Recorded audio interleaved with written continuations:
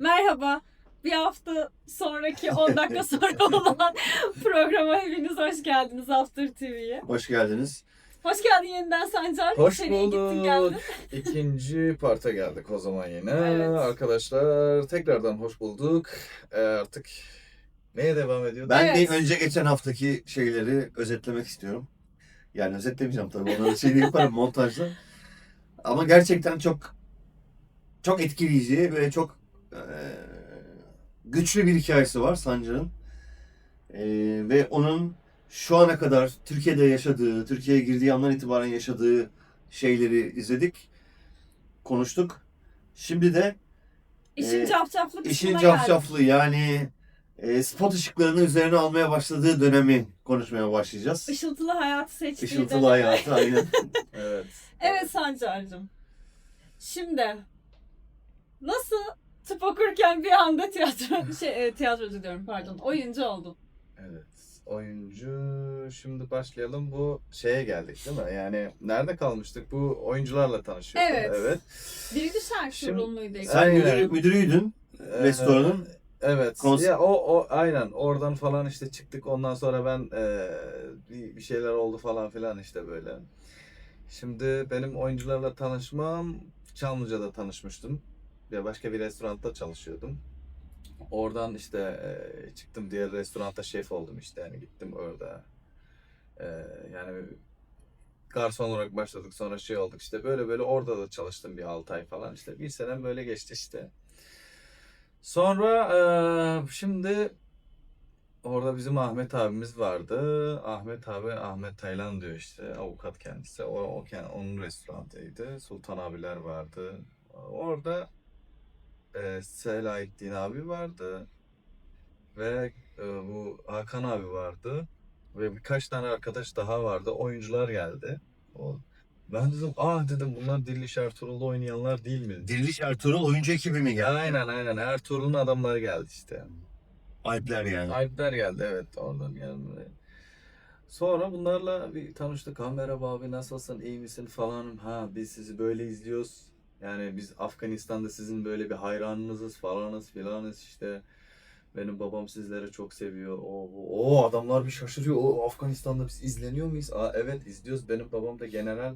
Şimdi askerleriyle beraber izliyor sizleri. Öyle mi? Ve babam nasıl izliyordu? Biz o zamanlar Diriliş'i izliyorduk. Şimdi Ramazan ayında ben dua ediyordum. Ya Allah'ım diyordum. Ya Rabbim keşke diyorum ben şunları yakından görsem diye dua Ya, ediyordum. Nasıl içten dua Evet, ettiysen. vallahi de billahi de bak böyle dua ediyordum. Yani camilerde bile dua ediyordum.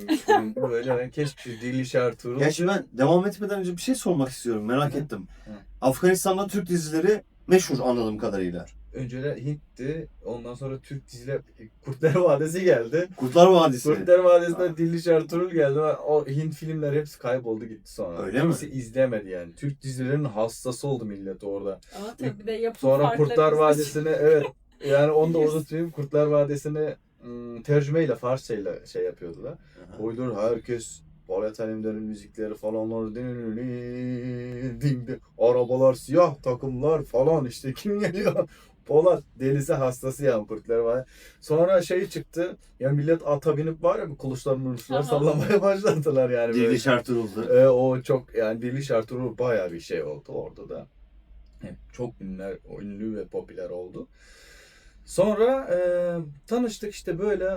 Bizim baba da askerle beraber izliyordu. Ondan sonra arkadaşlar yani ekip yani ne bileyim hatta bu bizim köyde yani tüm millet olarak projektör kuruyordular. Millet olarak komple meydanı suluyordular şey yapıp böyle oturuyordular köşede böyle projektör açıyordu. Öyle izleyenler de var.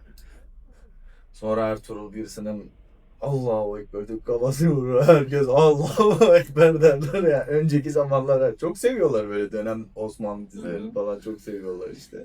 Geldiler. Ondan sonra Tanıştın. geldi tanıştık böyle. Bizimkiler sizi böyle izliyorlar. Sonra işte böyle anlattık işte. Ben dedim beni de ben onlara bazı şeyler böyle tatlı matlıdır ne çaydır odur ikram ettim işte böyle. Abi dedim beni de bir götürün ya dedim. Gözünü seveyim ben gitmek istiyorum. Bir kere göreyim yakından dedim. Yani bir kere hayalim benim dedim sizin seti yakından görmek, oyuncuları yakından görmek. Sonra Hakan abi dedi ya dedi tamam dedi. Sen dedi bir arkadaşımız var ajansta dedi onunla tanıştıracağım dedi. Tamam ondan sonra tanıştık. Tanıştıktan sonra 2 gün sonra Cuma günü ben sete gittim. Gittim o kadar mutluyum ki yani ben hayatımda yani bu kadar mutlu olmamıştım. O kadar mutluyum yani sete gittim. Çünkü yani hayalimdi yani o diziyi Hı hı. izlediğimden beri keşke ben şu diziye gitsem falan filan işte böyle. Sonra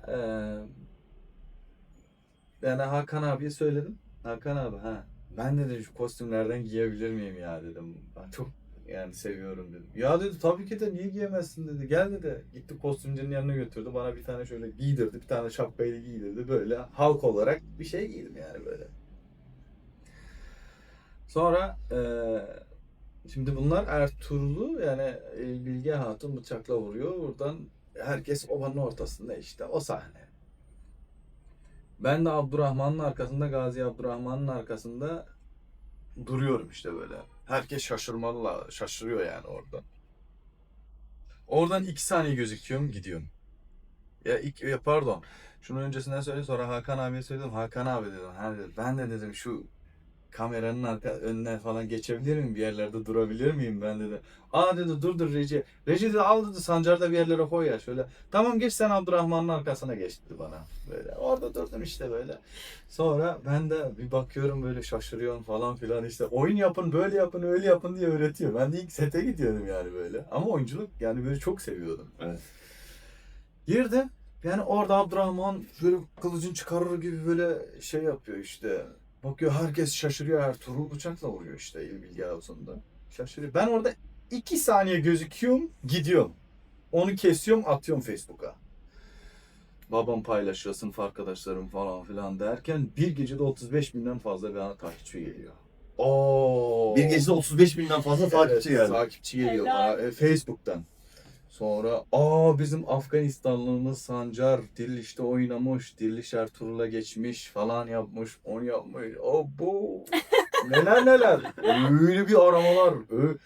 Resmen milletin yani yüreği ağzından çıkacak gibi mutlu. Yani bizim Afganistanlımız Aha. yani Türkiye'de böyle oyuncu Türkiye'de olmuş. Türk Aha. dizilerinde böyle genç oyuncumuz oynamaya başlamış. Tamam.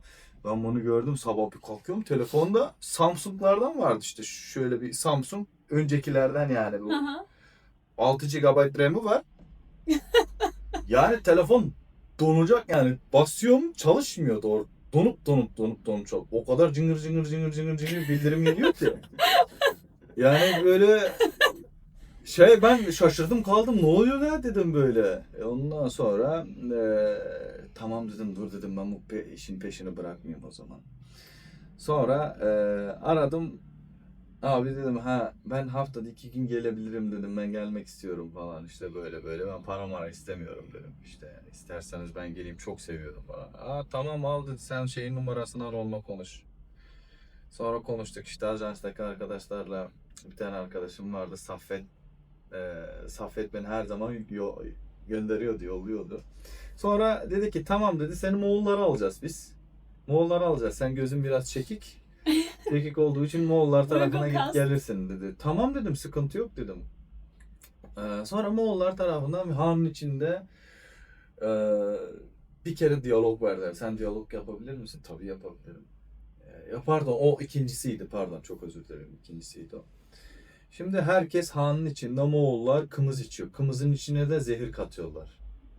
Şimdi Kırgızlar, Kazaklar, Türkmenistanlılar, ne bileyim hepsi çekik gözlü işte.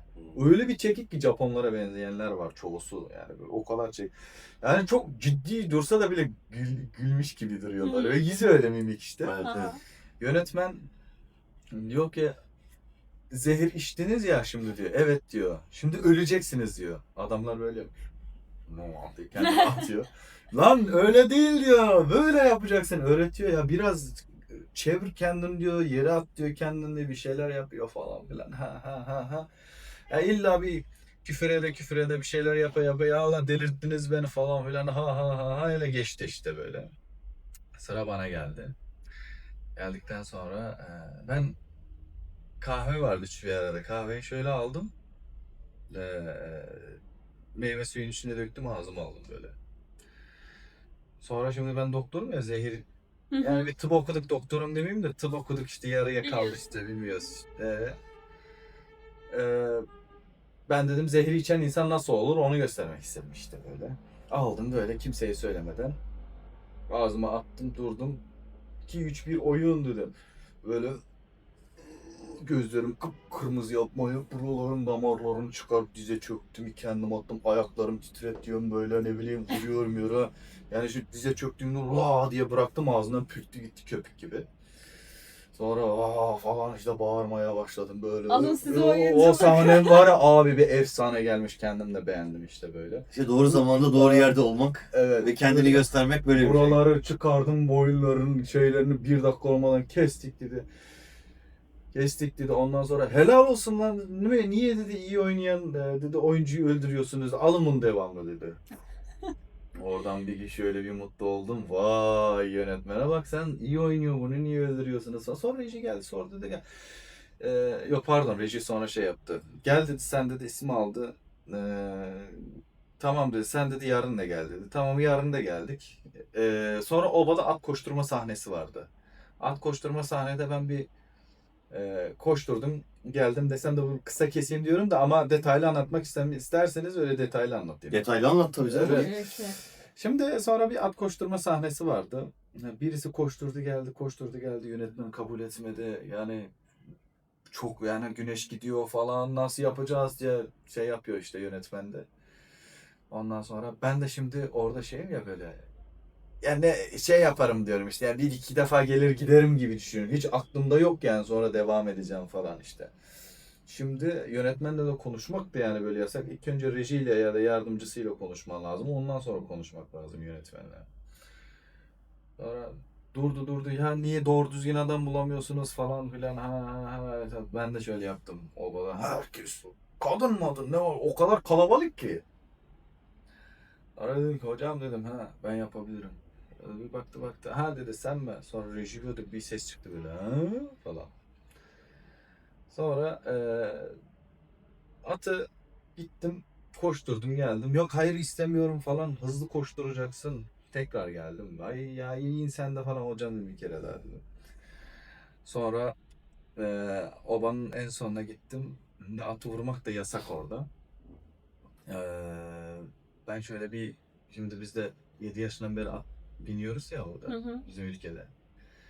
Atı tuttum, ilk önce atı kendinden korkutman lazım. Bir atı kendine aşina etmen lazım. Tuttum, at kardeş dedim, koşacak mısın? Koşmayacak mısın?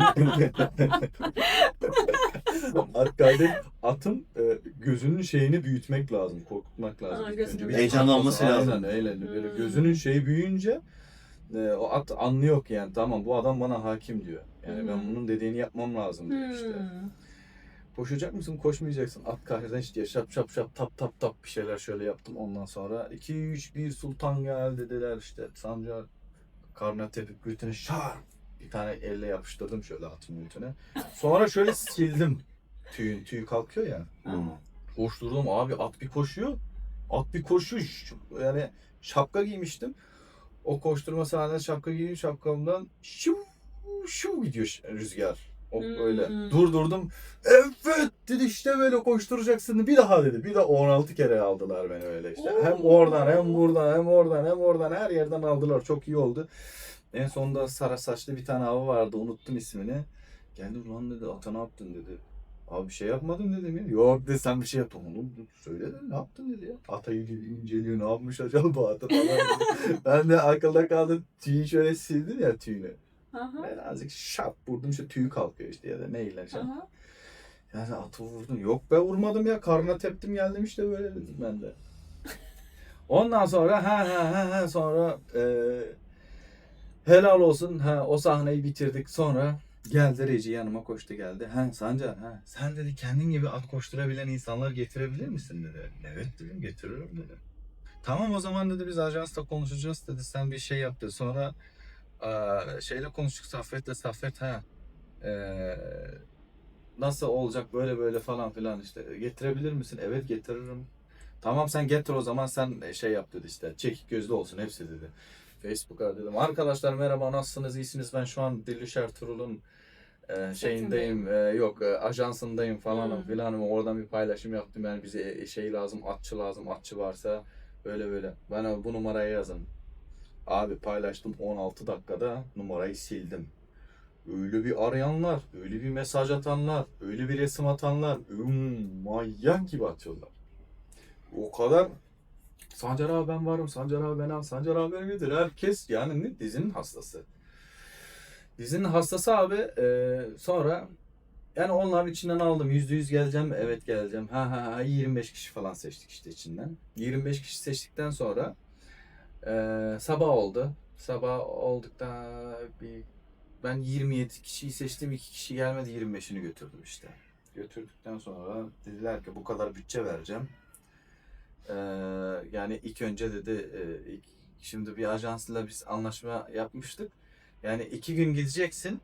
2 gün gittin mi 2 gün bedava gideceksin. Diğer günlerden sonra para alacaksın. O zamanlar çok bir şey de vermiyorlar. Çok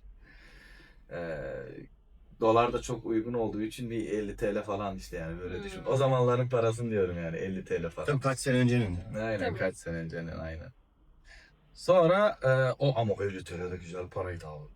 O zamanların Tabii canım. ben ya dolar 3 TL miydi neydi o zaman işte böyle çok güzel Her şey o paraydı. zamanlardaydı Evet, sence. çok güzeldi ya. Sonra arkadaşlarla gittik. Ben dedim para mara da vermeyin dedim, adam getiririm yeter ki biz diziyi alın. Öyle dedik işte. Sonra... Piyasanın nasıl dibine bomba koyup patlattığını, tüm rekabeti alt üst ettiğini de öğreniyoruz böylece sayın seyirciler. Evet ne gerçekçi onu söyleyeyim işte. Evet. Tabii. Sonra yani gittik. Bizim çocuklar şimdi çocuklar ne yap? Bizimkiler çok at iyi bildiği için çok iyi bilenler. Yani tabii ki de onlar da yani başka öncekiler de çok iyi biliyor değil mi? Ama bizimkiler çabandazlık diye bir şey var böyle. Oynuyorlar atın üstünde çabanda. Kırgızlar, Kazaklar da çok oynuyor bunlar. Türkmenler de çok oynuyor. Böyle yerde dana var. Danayı tekalla kaldırıp atla koşturup bir yere atması Ne? lazım. Dana yani. Danayı kesiyorlar. Danayı öyle bir oyun var işte. Bayağı büyük dana işte yani. Onu alıp atıyorlar. O kadar güçlü insanlar var ki. Danayı atıyorlar derken dananın o oyun- tamamı mı? Aynen buz keşi diyorlar Farsçasında. Ona şey diyorlar işte ya, gerçek ismi neydi ya? Oğlak diyorlar işte. Tamam. Yani onu bir oyunu var onun da. Şimdi bizimkiler sözün kısacası atın üstünde oynamaya başladılar. Atın üstünde O kadar aşinalar ki rahatlar yani. aynen oynamaya başladılar. Yerde bu kadarcık bir şeyler var. Alıyorlar, koşturuyorlar, şaha kaldırıyorlar. Şey yapıyorlar. Böyle diyor. Oğlum diyor, sen bunları nereden getirdin lan diyor bana. Ben dedim bizimkiler böyledir. Sonra ajans aramışlar, çok memnun kalmış. Sancar yarın 30 kişi lazım. Her gün artıyor. Sonra artıyor, bir tane abi vardı bilmiyorum işte onun o kadar zoruna gitmişti, o bütçeyi de düşür. Ben dedim bedava getiririm sana dedim yani. Tabii kimsenin ekmeğiyle oynamak istemem dedim ama bir şey ver dedim, uygun bir şeyler olsun yani. Çocuklara. Yani öyle şey değil. Şöyle böyle ben onlara bir şey olsun dedim. Zaten dedim 2 günü şey oluyor dedim. Bedavaya gidiyor dedim. Biz yeter ki dedim biz müsait olursak geliriz dedim. Olmasa biz çalışıyoruz dedim. Öylesine yardım etmek için bir diziye geliriz dedim. Sıkıntı yok dedim ama insanların ekmeğiyle de oynamak istemiyorum dedim. Yani bütçe neyse o ama biz yani hiç sıkıntı yok yani. Yani neyse o yani pahalı bir şey istemiyoruz dedim yani. Sonra o kadar mutlu oldular. Oradakiler de mutlu oldu. Bunlar da mutlu oldu. Herkes mutlu oldu. Sonra 1 sene boyunca ben bunlarla ufak diyaloglarla yani ne bileyim tek 5-6 kelimelik falan diyaloglarla ne bileyim böyle çalışmaya başladım işte, tercümanlık yaptım. O her gittiğinde işte ben Türkmence, Özbekçe yani bazı kelimeleri anlaşamıyordular, ben söylüyordum işte. Ondan sonra Farsça konuşanlar vardı, onları da götürüyordum işte. Sonra böyle işte bizim komutanı öldürdüler, gitti işte Ertuğrul bizim komutanı öldürdü, ondan sonra biz de kaybolduk işte, gittik böyle. Sonra kaç kere aradılar oradan buradan, bayağı artık geçti, o zamanlar biraz gençtim, artık yaşlandım galiba. Asla. Yani lütfen Asla. bari benim yanımda Artık yapmayın böyle bunu daha ya. da bir kalıplı malıplı, o zamanlar zayıftım artık yani, böyle boyda 1.96, benim boyum 1.96. Maşallah. Kilomda şu an 105 kiloyum. Sağ profil, sol profil de. Evet, evet. Sonra yavaş yavaş kendim telefonla çekip yönetmenlerime dövüş, aksiyon sahneleri, kılıç sahneleri, ne bileyim çok şeyler çekmeye başladık. Böyle millet çok hoşuna gitti. Ondan sonra ben Afganistan'a davet ettiler beni. Yani o kadar takipçiler de arttı gittik yani şimdi bayağı bir arttı gitti. İşte herkes beni konuşuyordu. Peki bir şey O soracağım. zamanlar evet. Şimdi sana Afganistan'ın Tarkan'ı diyorlar ya. Aha. O Tarkan nereden çıktı? Yani Aslında şarkıcı Tarkan değil o. yok, Evet, evet, şey ama Tarkan o. şeydeki bizdeki Tarkan. Evet, Onu anlat. evet. Şimdi Afganistan'a gittim. Afganistan'a davet ettiler aslında. Şemsur Rahman Kazizade diye birisi var. Bir Dubai'de yaşayan bir abimiz var. Şemsur Rahman Kazizade çok iyi. Yani bayağı bir destekçi de oldu bana. Çok iyidir. Yani tüm sanatçılara, onlara bunlara da çok destekçi oldu kendisi. Davet etti, oteldir, odur budur ne var ne yok her şeye ayarlamış, uçak biletlere kadar her şeye illa seni davet edeceğiz. Ha, tamam davet ediyorsanız tamam. Ben indim, arabalar zırh arabalar VIP tarafın bir köşesini böyle tutmuşlar. Ha kim geliyor? Sancar geliyor. Ondan sonra havalimanında herkes toplanmış. O kadar kalabalık ki Kabil Havalimanı. Herkes önümden çıktı sağ olsunlar, var olsunlar. Sanatçılardır, dövüşçülerdir, ne bileyim güreşçilerdir. Yani böyle zengindir ya odur budur. Kim var kim yok orada bekliyorlar. Herkes böyle ne almış eline gül almış. Yani böyle şey. Evet. Seni karşılamaya gelmiş. Karşılıyorlar. Hoş geldin Sancar Bey, hoş geldin. Ben de ne yaptım? O kostüm diktirdim bir tane kendime. O kostümü giydim. Onunla şey yaptım. Girdim havalimanı içine böyle geldim. Var mı çıktım. onun fotoğrafı? Evet evet. O fotoğraflar her şey var. Şimdi Alp abi onu da... Ben onları montajda izleyeceğim. Şöyle şu taraflara bir yerlere sağ sola. Evet. Sonra sağ olsunlar büyük bir arabalara Türk bayraklarını yapıştırmışlar böyle. Afganistan bayrakları, Diriliş Ertuğrul'un bayrakları, benim resimlerim. Ya neler neler yapmışlar. O kadar yani güzel şeyler yapmışlar ki. Sonra gittik. Yani bir arabaların korona kaldırmaları mı, başka mı millet geliyor camları vuruyor. Aa, Sancar, Sancar, Sancar. Herkes koşuyor böyle.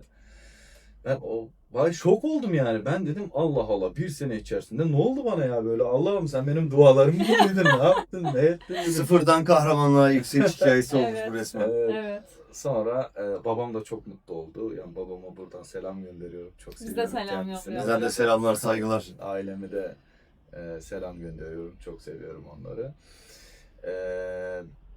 Yani babam çok her zaman yanımda destekçi olan bir insandır. Çok seviyordu beni. Ne dersem hiç kırmazdı. Ve çok mutlu oldu yani. Çok gururlandı kendisi. Yani o babam şimdi millet koştu ya böyle. Üstüme koştu millet. Gül takıyor falan kucaklıyor. Bir şeye duygulandım yani orada. Herkes orada babam elini arkasına tutmuş şöyle bana bakıyor. Uzaktan. Gururla. Ya. Uzaktan böyle bakıyor bana şöyle. Yani şu an yani duygulandım evet gerçekten. Ya. Ben de duygulandım. Babam böyle bakıyor bana şöyle bakıyor. Gözleri böyle. doldu, Evet, kıyamam. evet ya gözüm dolar tabii ki de yani baba işte. Uzaktan bana bakıyor. En sonunda herkes bitti. Sonra gitti. Yani bir kucaklaştık falan işte böyle. Babamı da kucakladım işte böyle. Babam bir şey demedi. Babam da yani böyle bir sert adam ya genelde yani şeydi Tabii ama o general gün babamı ağırlığı gördüm. Babam böyle de kendisi bile duygulandı. Öyle bir duygulandı ki. Baba olaydı. nihayetinde. İşte aynen. Evladıyla gurur Evet, duyuyor. gurur duydu. Sonra işte bir gittim bir yer tutmuşlar yani bir 9 katlı en üstündeki lüks bir yer. Ya ben çok yorgunum. Aşırı derecede millet dolmuş her yer. Herkes beni görmek istiyor. Çocuktur, kadındır ne var ne yok orada. Getiriyor askerler var işte benim koruyan askerler var orada. Kim gelmiş? Şey vekilin oğlu gelmiş. Seni görmek istiyormuş, seni çok seviyormuş. Kim gelmiş? Yani onun şeyi gelmiş, o gelmiş, bu gelmiş. Asker. Ne var? Tanıldık insanların oğulları. Askerler mi korudu seni orada? Evet, o bayağı bir yani korumalar var yani herkes şey yapıyor. Şimdi o zamanlar sonra herkes izin alarak getiriyorlar, şey yapıyorlar, çıkarıyorlar yukarı falan. Ben de çıkıyorum. En sonunda ben ne yaptım? Bir şapka mapka falan giydim işte böyle üstümdekiyi de çıkardım.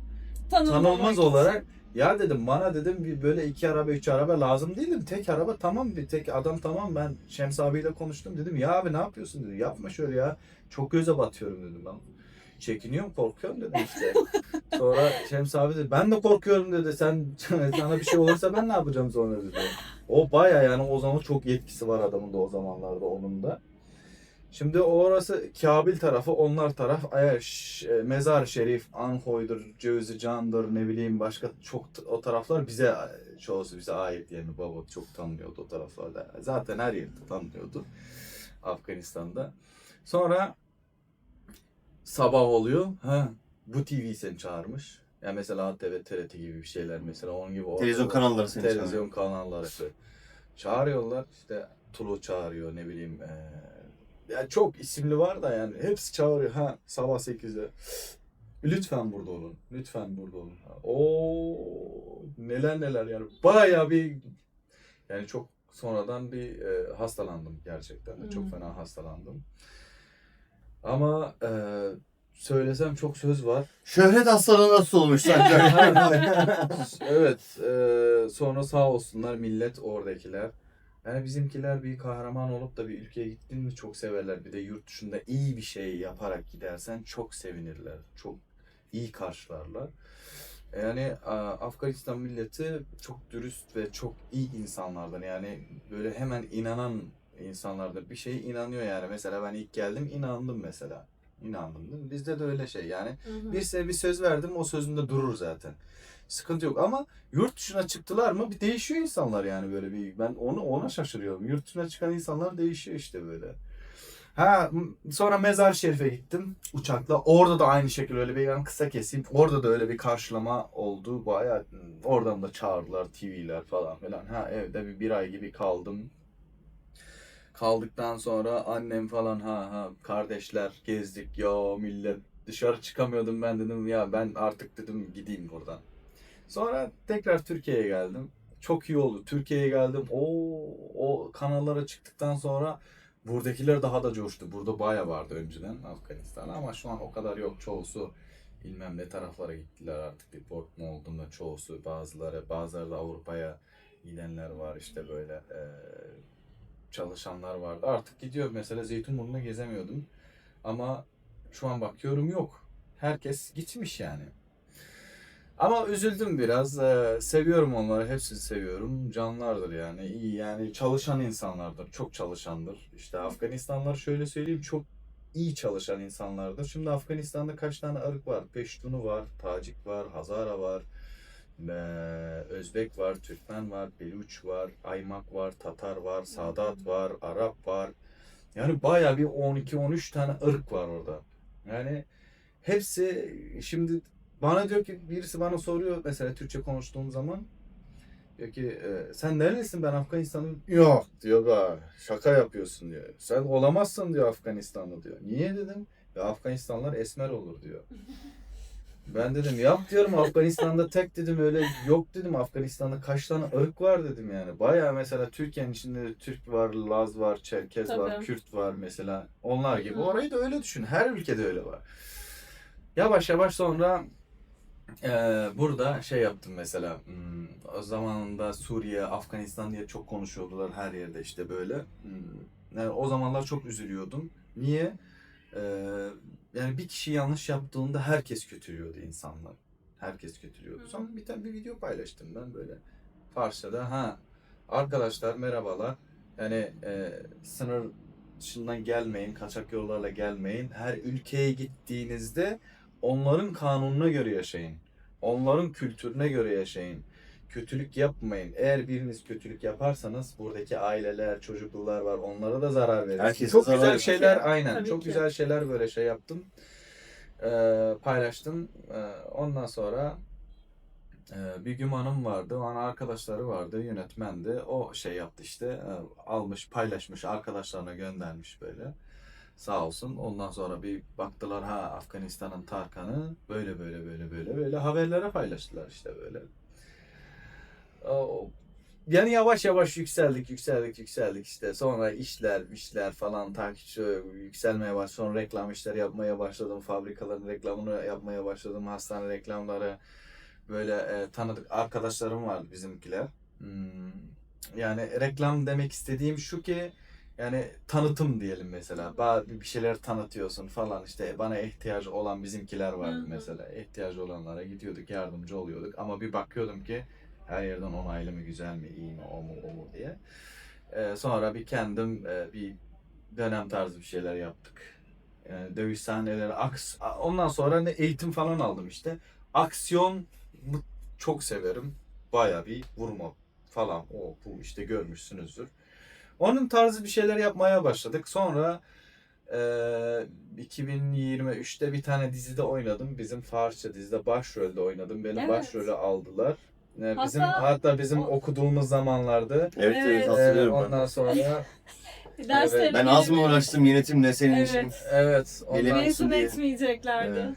ondan sonra Ben aynı zamanda velisiyim. Okulda veliliğini sonra yaptım. o diziye gittiğimizde o zamanlar o diziye ben çünkü o tarafta kalıyordum. O gece gündüz orada onu çekiyorduk zaten. Sonra 50 bölümlük dizide başrolde oynadım Ali karakterinde. Bir aşk dizisi işte böyle. Hı hı. Yani bir Sert başlayıp Aynen. aşkla biten. Hayır, çok sert başladı ve aşkla bitti. E, Bir insan yani böyle bir senaryo ben dedim aşk Beklemiyorum. diziler bana göre değil ya. Aşk diziler gerçekten. Ama büyük konuşmayacaksın. Oyunculukta her şey Evet. mümkün yani. O yüzden. Tabii. Yani, ne Ama beklerse o. baktım vay çok sert oynadım orada. Yönetmen diyor çok sert oynayacaksın diyor. Tamam diyor çok sert. Her zaman yüzüm böyle işte. Böyle Derse işte. de böyle geliyordu. Bir de Sonra sen bir ses yapıyorsun ya böyle. Biz dağların başına gelen haydır haydır diye koşturun. Sultan Alparslan askerleriyiz. Kılıcımızla, kudretimizle zalimler kıl sürmeye geldi. evet. Böyle işte şey zamanlarda çok iyi geçti. Yavaş yavaş. Ama bundan sonra da çok çabalıyorum yani. Ama şöyle diyeyim böyle sponsorluk tarzında böyle bir yardım, destek falan çok alamadım. Çok değil de yani alamadım. Tek bir abimiz Hı hı. vardı o da davet etmişti falan filan. Ama film için ya da ben bir şeyler yapayım ne bileyim ya da yeni bir şeyler yapayım. O için böyle bir destek falan olmadı yani. Ama halk böyle severek destekledi. Beğenidir, odur yani. Sevgisiyle Maddi destek olması aynen. görmüşsün, Sevgilerle insan desteklediler. Seviyorlar, çok seviyorlar. Sağ olsunlar. Yani beni çok seviyorlar. Ben de onları çok seviyorum. Ayrıca bundan sonrası belli olmaz belki de. Aynen. Tabii. Aynen. Olur. Evet yani bundan sonra da kendimizi geliştirmeye, hizmet etmeye ben yavaş yavaş inşallah bakalım neler olacak yani. İnşallah. Daha güzelleri oldu. Yani Evet. rahat yaşadığı bir ortamdan Evet. kalkıp Türkiye'ye gelen, Türkiye'de okumak isteyen ancak bunu maalesef kötü insanlar nedeniyle yapamamış olan ve gene kötü insanlar nedeniyle sokağa düşüp 48 saat aç kalmış olan, sadece suyla beslenmiş, sokaklarda yatmış, neredeyse donuyormuş, hastalanmış ama bir şekilde yılmamış, dizlerin üzerinden ayağa kalkmış, Evet. gitmiş kendi mücadelesiyle işe girmiş, iş yerinde kendini göstermiş, Ya bu yüzden iş yerinde de mobbing yükselmiş, çok sıkıntılar çekmiş ama yeniden ayağa kalkma konusunda gerçekten küllerinden doğmuş.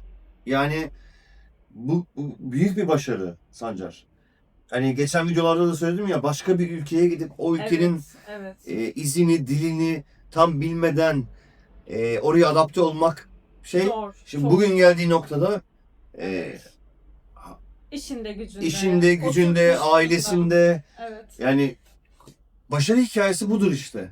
Gerçekten. İlla bir insanın çok süper zengin olması veyahut da süper meşhur olmasına gerek yok ki sen zaten olmuşsun bunları. Ya işte hep diyoruz ya, fırsatları aslında insan kendi yaratır. Kendi çalışkanlığıyla, disipliniyle, Kesinlikle. o temiz kalbiyle kendi Kesinlikle. yaratır. Sancar da kendi yapmış. Evet, doğru anda doğru yerde olmayı bilmiş. Bu asıl ibretlik olan şey. Akıl. Aynen öyle. Gerçekten. Evet ama o ilk ne beni bazen şey yapıyor. İlk geldiğimde yani bu çok kötü davranışlar vardı ya. Hı hı. Sonra yani ben onu şu an mesela o zamanlar değil de o zamanlar başka bir ama artık ben de yani Türkiye'nin şeyi oldum yani aynı kendi halkı gibi oldum. Evet. Her Tabii şeyi ki sen- biliyorum yani her şeyden daha yani böyle şey biliyorum yani kanundur odur budur ne var Tabii, yok hepsini biliyorum. Şimdi ırkçılık yapan insan Allah nasıl ona gösteriyor ben ona çok şaşırdım ilk başta. Yani bana kötülük yapıyor. Ben onun bir üstüne oluyorum. O benim arkadaşım sonra oluyor. Yani böyle ona ben çok şaşırıyorum işte. İnsan hiçbir zaman şey yapmamak gerekiyor. Ne bileyim böyle havalara girmemesi, Tabii ki. daha da büyük konuşmaması gerekiyor. Yani Ne olduğunu demeyeceksin. Ne evet, olacak? aynen. Şimdi Bir gün ne geçiyorlar. olacağı o Çok- zaman belli oluyormuş Belli yani. oluyor. Ben o zaman çok şok oldum yani. Gerçekten de çok böyle nereden nereye geldim? Allah'a bin kereler şükür olsun Rabbime bin kereler şükür olsun. Yani çok mutluyum yani gerçekten de ve çok ülkelere gitmek istedim. Yani Türkiye'yi bırakamadım yani. Türkiye'yi o kadar seviyorum ki yani Ki istesen giderdin de yani. istesem Tabii ki. giderdim de yani. İstesem giderdim de. Kalıp mücadele etmeyi seçtin. Evet, kalıp mücadele etmeyi seçtim ama şunu söyleyebilirim. Niye gitmedim? Niye gidemedim? Bir şey var, bir nokta var. Ha. Bir nokta var. Biraz da evet, bir aşk. tane aynen. Niye gidemedim? Bir tane kız buldum.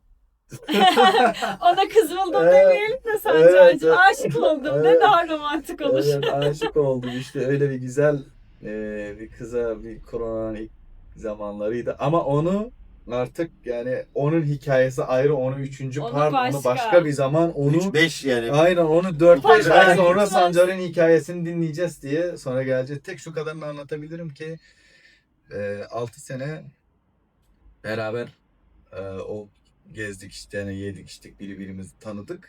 En sonunda da evlendik. Evet. Ondan sonra da artık inşallah bir ay sonra da çocuğum gelecek. İnşallah. İnşallah. Evet yani onun hikayesi çok güzel onu ama eşimle beraber ama Evet eşimle belki beraber ailecek bir Evet. video Evet. yaparız. tabii öyle yapacağız. Eşim de Türk kendisi Balıkesirli Türk ve Türkiye'nin en güzel sesli Evet. sanatçısı. Gerçekten. Evet, çok Çok başarılı bir sesi vardı. sanatçı kendisi gerçekten. Sesine resmen aşık oldum.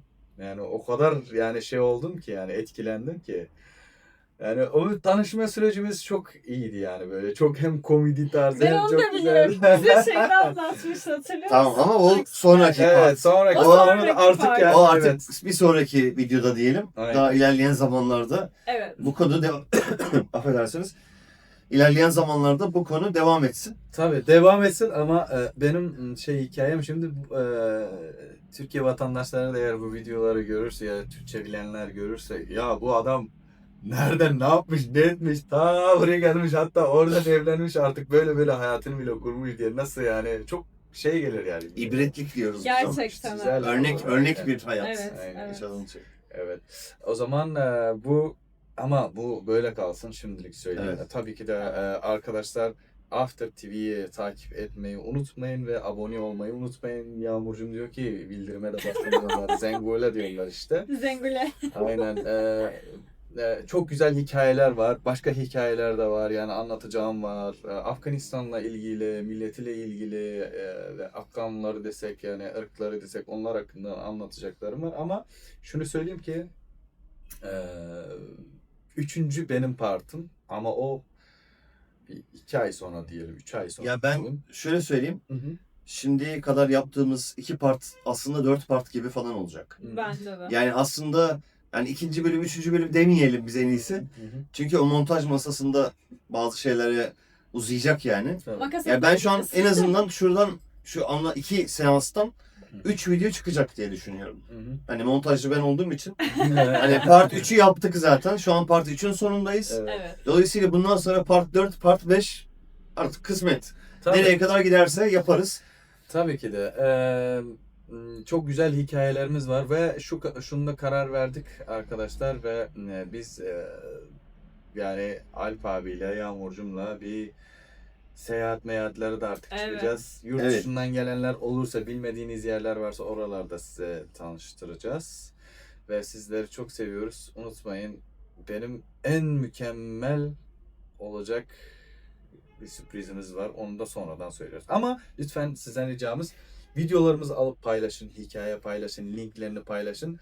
Bizim de kanalımız yükselsin ve siz istediğiniz yorumları yazabilirsiniz. Yorumları yazdığınızda bunun hakkında da bize bilgi verebilir misiniz? O hakkında da biz size ne yaparız? Video yaparız.